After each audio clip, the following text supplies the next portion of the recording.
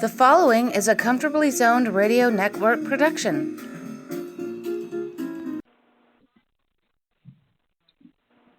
Thank you, Tally Olson. I'm Ralph Tyko with the Comfortably Zoned Radio Network, and it is my privilege to introduce the debuting show of the Jets in the Zone. Don Stokes is one of the hosts. Bernie Rose is one of the hosts. We hope to get his brother Marty Rose to do a few shows with us. And we are all, the three of us, fanatical Jet fans. And better than that, we were Titan fans too. So what we plan to do is keep the show current and reminisce at the same time. We have much to talk about. That year, the Jets were great. And you know what? It could be this year too. So this show is going to be special. Don Stokes, first you, how are you, sir? I am doing great, Ralph. Thank you very much for beginning the show, and I really appreciate it, and this should be interesting. Good. Bernie, let's hear your dulcet tones to go with Don's. Doing well. Thanks for inviting me into this. I've been getting back to my Jet roots a little bit lately, and very surprised at this promising season that has just started. Talk about that a little bit. What surprised you the most? And then I'll let Don lead us. Well, the fact that they've won 5 out of 7 games, be that as it may, some by sheer luck, perhaps, like the Cleveland game, but it's just I expected them to possibly not have a win till later in the season, and they've turned it on. Okay. That's what surprises you, Don Stokes. Well, I guess what surprised me, I mean, I didn't expect them to win this many games as soon in the season, but really what surprises me is this defense. They've played very well defensively, considering they were awful in 2021, and they really turned a corner as far as the defense is concerned now. Hopefully we can get the offense together. I mean, Breeze Hall was carrying this team offensively, and Zach Wilson, the quarterback, is going to have to play a lot better. No doubt. Okay. Don, let's go back to the past a little bit. You mentioned a name that takes me back, Bill Mathis. And he was originally, I think, a Titan, if I'm not mistaken, and became a Jet. And why do you want to talk about him? I'll tell you what rings a bell with me. He drove me home from a Jet practice one day. Wow. Me and the Bear, Bernie knows of the Bear, Lenny Rosenblum, the late Lenny, was a fanatical Jet fan. And I don't remember, I think it was at Hofstra. We trudged out there one day, and he drove us home. Lenny could meet anybody. He was personable. He'd get chin straps from these guys. We were 15, 14 years old, and Bill Mathis, and I think it was Mark Smolinski that day. Why did you pick Bill Mathis to talk about? Well, I've always thought of Bill Mathis as basically the quintessential Jet running back. He was not exactly big. He was he looked like a halfback. He played more like a fullback, I thought. And surprisingly, thinking about his career, actually he was drafted by the San Francisco 49ers. in the 6th round. Oh, And Houston Oilers picked him in the AFL, and the Jets engineered a trade to get Mathis, and he signed with the club 2 days before opening day, 1960. So it was kind of unusual for his career to start that way, and for him to last as long as he did. I mean, he was one of the 4 Jets who played not only the entire AFL history, but also he played in Super Bowl III. And, I mean, to me, that's the reason why I wanted to start with him, because I figured that he was the type of guy who he wasn't a starter initially. He took over in 1961, made the Pro Bowl, and then he lost his job when they drafted Emerson Boozer, and he still was a team player, and he contributed regardless. Well, that's a great rundown on him. He did start out as a Titan, am I correct? Yes, he did. Sure. Oh, wow. And I don't know, Bernie, if you ever went to a Titan game, but I did with your bro, and we sat out there with 200 of our favorite friends, and because that's the amount of people, whatever was reported, we counted them. There were literally only 200 people in the stands one game. And Al Doro was the quarterback, and we loved it. Of course. We loved the style of play in the AFL immediately. It was wide open, and it fit the Titans-Jets mode perfectly with Doro. Maynard was a running back. It was just fun for a kid to go out there and see pro football in its early stages. I mean, we had the Giants in New York all those years, and we were spoiled by their greatness. This was ours, and we were Queens kids, so when they moved to Queens, Shea Stadium, we were Jet fans, Jets, Mets, we just got caught up in it. And what I remember, Wahoo McDonald. McDaniel. Yeah, McDaniel. McDaniel. Yeah. And the public address announcer, I never did learn his name, but he would say, tackle made by, wow, guess who? He'd say, Wahoo McDaniel. Yeah, right, right. It was just cool, and I like to keep Jet memories that are in addition to that one great year that they had. So, because there's more to them than that. There was the Sonny Werblin story. Don, do you remember McDaniel? Vaguely. I'm a little younger than you guys, but I do remember the name, and I remember seeing him play. And I also remember reading about his issues he had with Joe Namath when Joe was a rookie. And he didn't appreciate the fact that Namath was making so much more than everybody else. He kind of challenged him to a fight. And the fight never happened, of course, because you weren't going to let somebody beat up your prize rookie.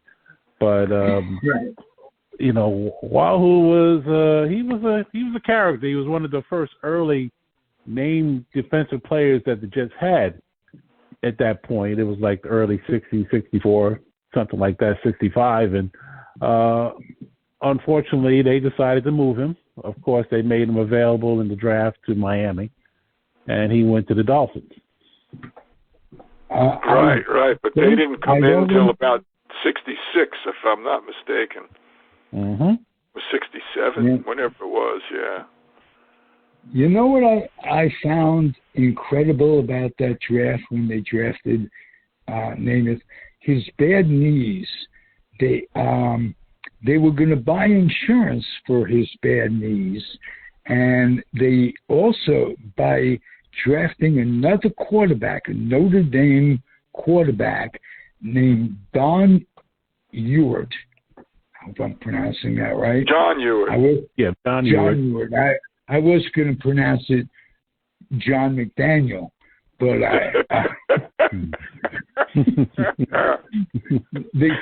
because my memory only goes so far.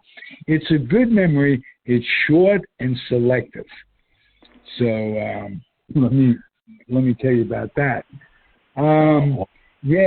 John Ewart, and he didn't really get much of an opportunity because Namath he just took over and took that team and the New York experience by storm.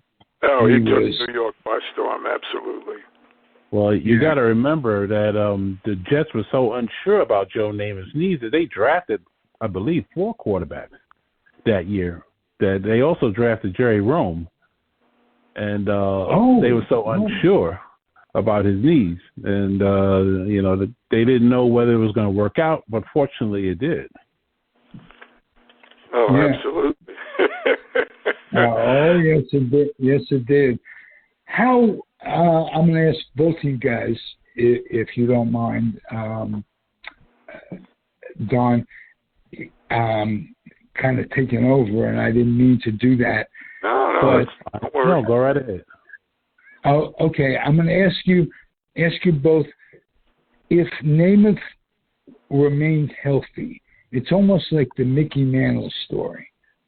If they were both great, but everybody thinks, what if the Mick didn't step in that drain in the 1951 World Series and the ball hit by Willie that was called off by DiMaggio? What would have been?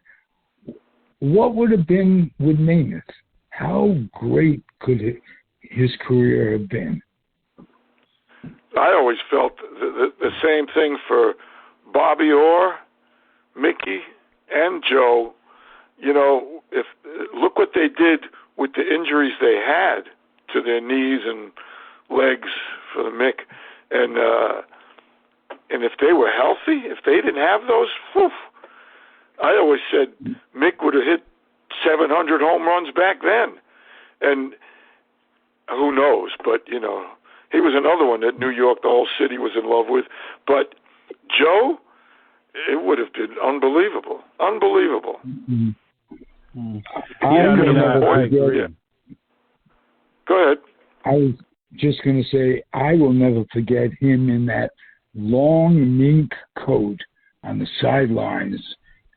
I think he was hurt or whatever, wearing that long mink coat. Like Walt Frazier, you could say, if he didn't make it, well, he was all style. But no, these guys that we talked about, style or no, they were great. Great days. That one year in particular in '68 when the Jets, the Mets, and the Knicks all came to fruition, if you will. Yeah.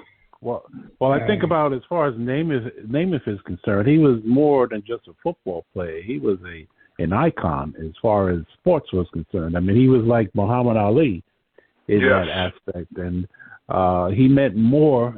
He brought in fans that didn't normally watch football, especially women that were never interested in football, but they were interested in watching Joe Namath, and he had a style that he had, and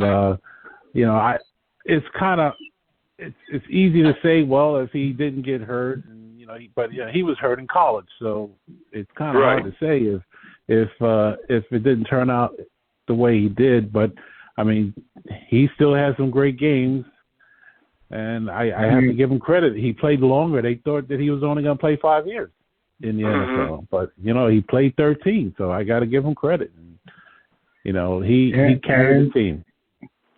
Very few people remember he ended up with the Rams, and that was very hard for an old Jet fan to watch. Well, it was.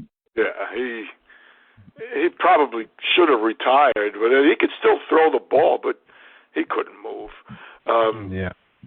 Nobody threw the ball like him. I mean, you can go back and look at the old black and white clips. I mean, there were some great quarterbacks. I mean, there's no question. And if you want to go back to see guys that we never saw play like Otto Graham, I mean, they were great quarterbacks. But, I mean, and maybe because we were young and I was a kid, but obviously we've seen some over the years since, but nobody threw the ball like Joe. It was amazing. And to see him, a couple of years in, after he had a couple of more problems with the knees, to watch him sort of stumble around when he's trying to get out of the way, it's amazing that he did play as long as he did. Yes, absolutely. Hey, guys, this part has been fun. What I'd like you both to do as the Jet Mavens is tell us what you're predicting for next week, and we'll see how that goes. Bernie, what do you think's going to happen? Well, after what I just saw last night, and I really didn't watch much of it, but I saw bits and pieces. New England, they lost at home to the Bears that badly. The Jets can certainly beat them, but as alluded to earlier in the show, it's all on Zach Wilson. He has to prove himself, especially going up against, New England's coach, Bill Belichick, who, is public enemy number one for Jet fans, I suppose. But Wilson has to be a good quarterback. Simple as that. And if he can avoid turnovers and make some plays, they can certainly win. They're at home. The defense is playing great. And the next 2 weeks, we're going to really see what they're made out of.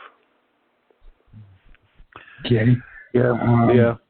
I agree totally, but I think the key to it all really is stopping Belichick's offense, because this is probably the most winnable game that the Jets can win against New England in the last 4 years, because the Patriots are down right now. They were beaten pretty badly against the Bears at home. They're going to be upset. So, right. And that they're going to put pressure on Zach Wilson. They're going to make Zach Wilson beat them. They're not going to let Carter or the new guy Robinson. They're not going to be able to carry the ball 25, 30 times. They're going to jump up on the line of scrimmage and make Zach Wilson throw the ball downfield. And if he's not able to do it, it's going to be a long game for the Jets. And you have to, and the whole bummer of the week is what happened to the rookie running back, Breece Hall, out for the year with his knee. Talking about knees, this kid was going for rookie of the year. I mean, it looked like it was case closed in week 7. He was playing that well. So, they made the trade. They got Robinson, which is good. They had to do something. But to me, I was surprised how well Wilson played coming back in after his injury, where he missed 3-4 games to start the season, and playing well, not turning the ball over. But I saw a little bit this past week where, you can't just throw the ball up for grabs, and he did it. He got away with it a couple of times. But if he goes back to that, he'll start turning the ball over, and that's not good. No, it's not. And, just to pile on to that, I think Wilson has to learn. He hasn't done this yet in his short NFL career. He has to learn how to play better in the red zone. And he's having trouble getting the ball in the end zone, throwing the ball in the end zone. Absolutely. Because if your wide receiver has as many touchdown passes as you do, and you've thrown the ball over 100 times, something's wrong. That's true. Absolutely. And I'm not convinced about the kid. So he really, and this is going to be a big game, Ralph. You knew it. That's why you brought it up, and there's a lot to prove. Well, just mentally, if they could beat Belichick, it would do an awful lot for them, confidence-wise, for the rest of the year. It's like coming over the hump a little bit. You know, I don't really expect them to win it all this year, but this would be a big step towards building a block of success that you could draw on later on in this year and for years to come. Because players, when they succeed, they become confident. And only success will do that. Well, they have something to draw on. Remember back in October or November, we won a game against Belichick. We can do it again. If you did it once, you could do it again. Exactly. So, and plus, you got to think about who they're playing next week after New England. They're playing Buffalo. Yes. So, they need this. And the reality, and we'll see how good they are and how good the defense is. And then they get a bye, and then they got to play Belichick again. They're playing them twice in a month, in 4 weeks. So that should be interesting. You mentioned Buffalo, and I couldn't help but think automatically. Years ago, I'm living in Sacramento in the Air Force, or right out of the Air Force, and the Jets are playing Buffalo with the Juice. And it happened to be, you know, we didn't get TV like we did back, you know, now every game is available and this and that. But it was a special day in Sacramento because I got the Jets and Buffalo. OJ just tore them up. I don't know if that was the game. 200 yards, yeah. Was that a record-breaking game or what? And so anytime you mention Buffalo, you got to think of the Juice. And what a tragic story that turned out to be. His talent on the field, he was just incredible. And off the field, he was a terrific spokesperson, the rent-a-car company, this, that, and the other thing. It's amazing how lives can turn around. Just one waiter, he said. What? It was just one waiter. I think OJ, since you brought him up, I think he's a perfect example of someone who you don't know what's in their heart. And OJ turned out to be a lot worse than what we thought he was. What everybody thought he was. Yes. But looking back, though, he was coddled by the police department for years. His wife would call emergency calls, this, that, and the other thing. And I think it was an example of how athletes are treated unfairly, obviously, and how it doesn't turn out well if they develop a sense of entitlement, as it were, to do anything they damn well please and get away with it. We see it in today's political situation. where people get, and I'm not going to mention any Trump names, but people get to feel, politicians and what have you, that they could do anything and just repeat the lie. So that was a sad part of history, of football history for sure, but more importantly, societal history and what led up to that. It's a crazy world. Let's put it that way. No doubt. Yeah. No doubt. So anyway, here we are. We're sitting. Yeah, go ahead. We're just kibitzing. Here we are with kibitzing about the Jets. This is very much fun for me. I'm doing it with two people who are incredibly knowledgeable about the Jets, too. Yeah. You want to talk about injuries? Let me ask you guys if you felt the same way I did when you saw Emerson Boozer for the first time, or past the first time. I thought he was the next Gale Sayers until, talking about knees again, he busted up his knee. Yeah, that's what I thought about what happened with Breece Hall. That's the first thing that came in my mind, Emerson Boozer. Oh, no kidding. When Boozer came back, when Boozer came back, he wasn't the same player. I mean, he came back, but he wasn't the same guy. No, and he was there for the Super Bowl, but, they were giving the ball to Matt Snell all game, and he had a great game.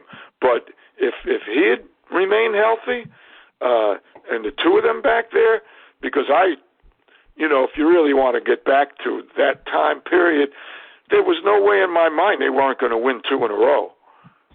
And yet, they lost to Shea Stadium 14-10 the next season in the playoffs to the eventual winner. And Kansas City had a great team, but I was shocked. Wasn't that the Bill Mathis when he got stopped at the goal line?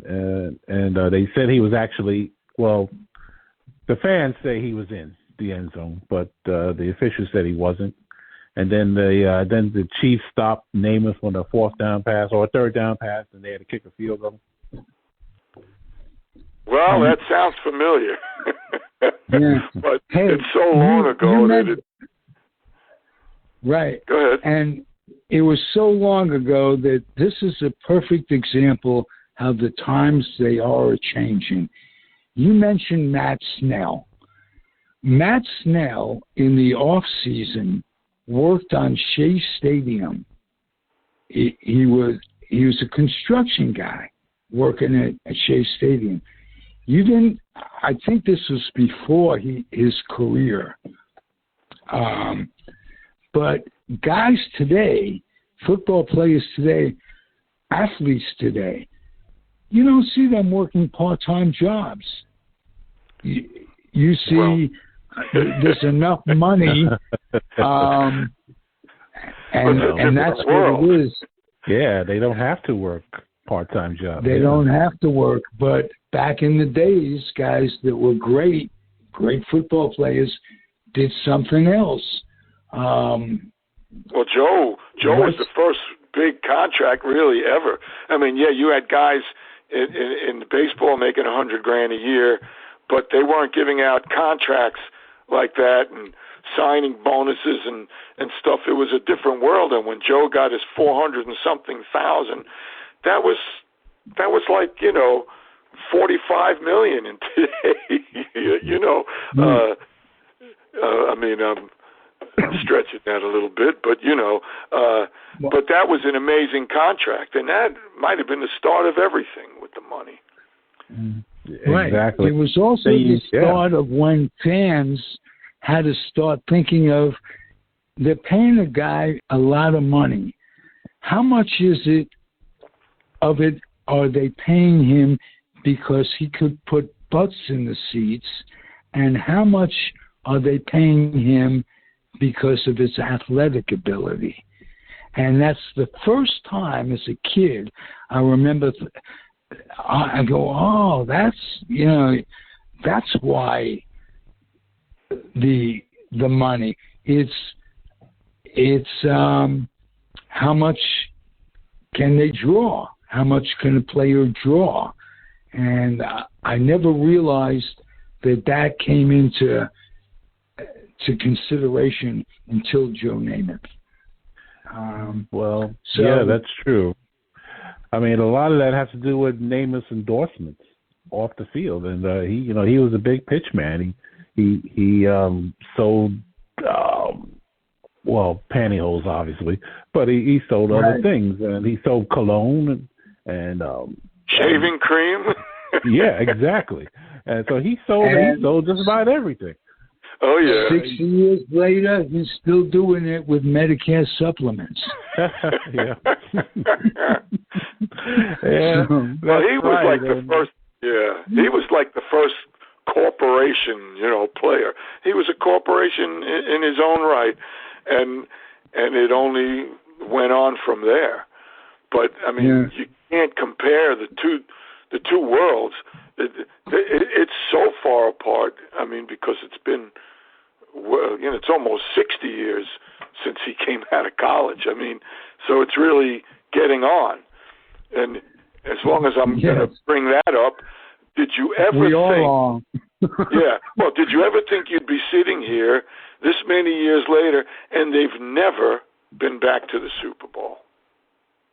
And they never went to a Super Bowl. I don't think it was called the Super Bowl then.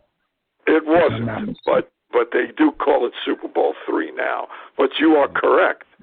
It was the AFL-NFL championship game. And a lot of folks don't realize that was broadcast.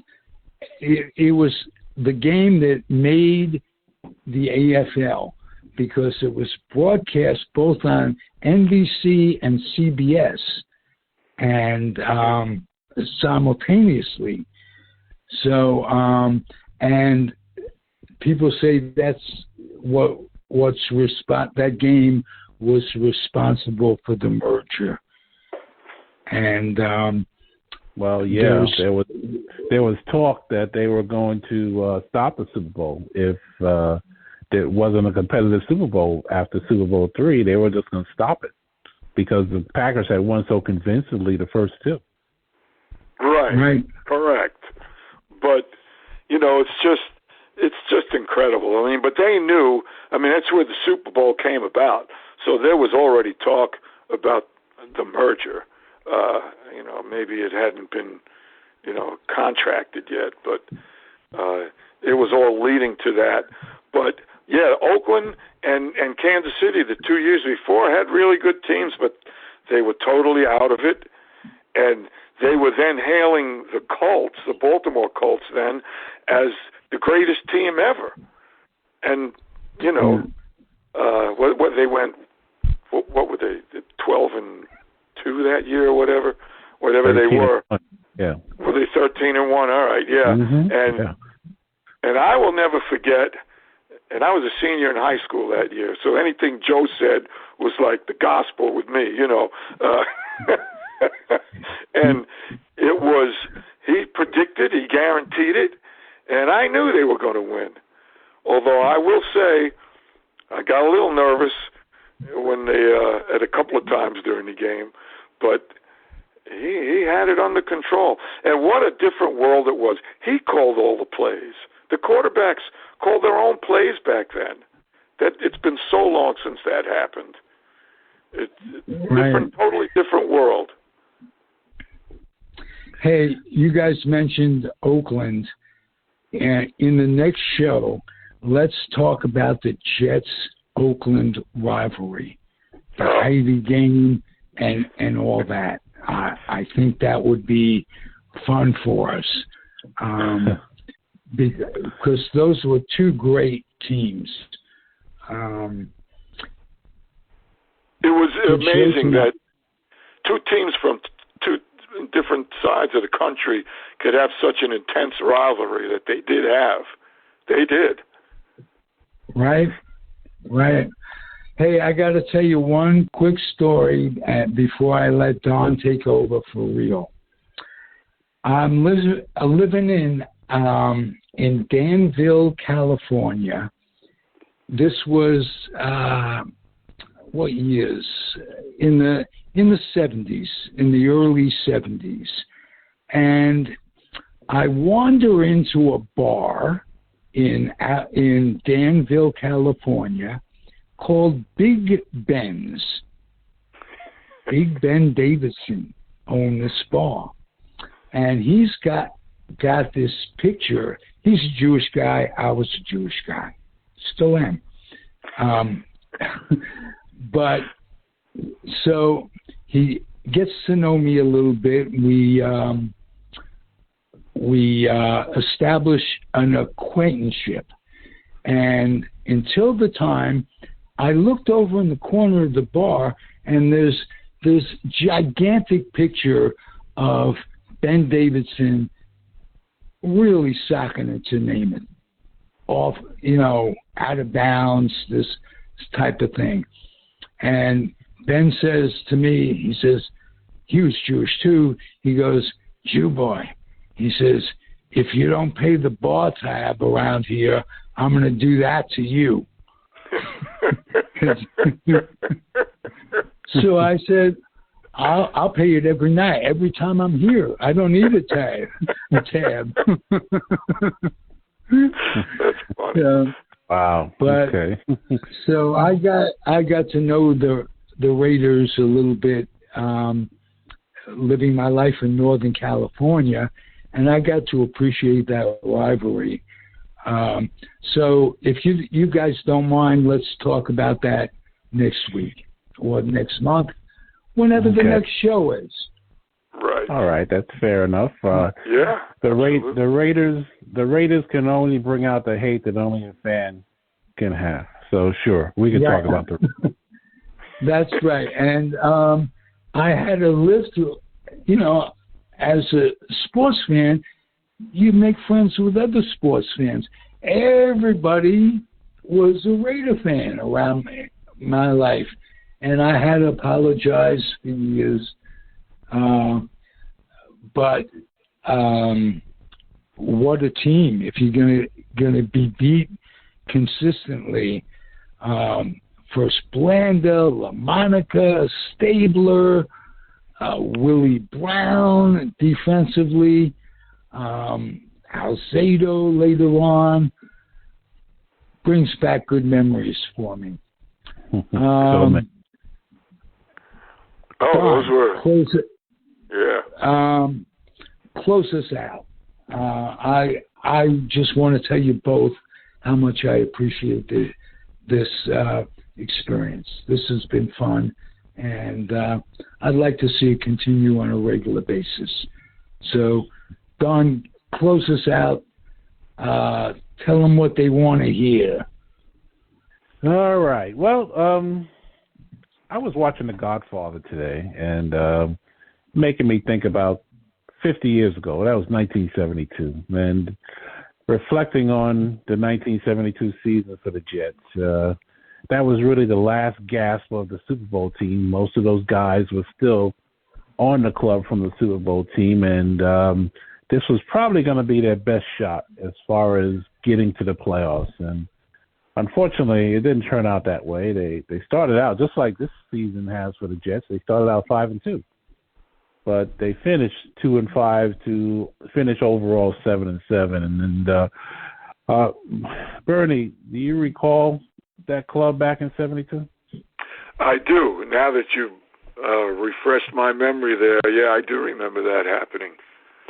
It was, that was a shame. You hated to see. You knew the team was going to be changing, and they had their best shot. Those 3-4 years, and since then they've only had 3 or 4 teams seasons good enough to maybe even get a shot at the conference championship game. There hasn't been too many over the years. No, it hasn't, because they played the Dolphins well that year. They was probably one of the few teams that had a chance to beat the Dolphins, who went undefeated in 1972, and it was just a shame. You knew this team was going to be torn down after 1972, and ironically, that was Don Maynard's last season in New York because he was let go by training camp of 73. And that was 50 years ago. Yes, it was. So, incredible how time flies. If you're a kid out there listening to this, mark my words, someday you'll remember. The second half of your life goes 80 times faster than the first half of your life. So live it day to day and enjoy it and make the most of it. Bernie, closing words. Well, we're just going to look forward to seeing what they can do and how they can build on this and see what the defense can do this week. But I love the reminiscing. You know, it's bringing back a lot of pleasant and unpleasant remembrances, if you will. Well, part of being a sports fan is the unpleasantries. Being a Dodger fan, that could happen at any time. Being a Met fan, yeah, as an example. Being Bernie, the Dodger fan, being a Met fan, it could happen most every year. So, and the Jets, in a way, they paralleled the Mets with, the few great memories mixed in with a lot of disappointments. But we got to keep going, and we got to hang in there. Thank you, gentlemen. This was nice. I'm going to close it out, if you don't mind, Don. Can I just say one thing before you end? Please. Okay. Well, I just wanted to do something personal and remind people to think about donating a kidney in your life, because there's a lot of people that can use that as far as they're concerned, and just think about that, and just at least think about getting tested. I know you speak from personal experience, and as I told you off the air about your situation, I know what you're going through, and you denied it. You are one courageous mother.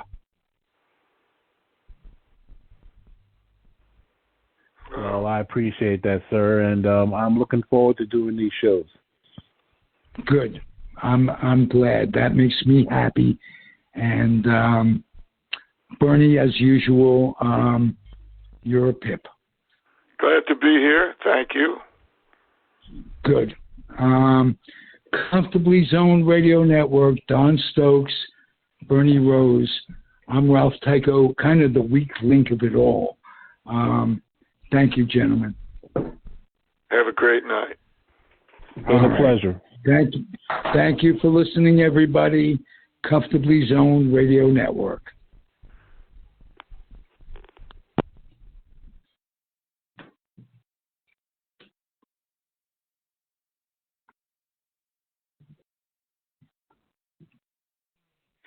The proceeding has been a Comfortably Zoned Network production.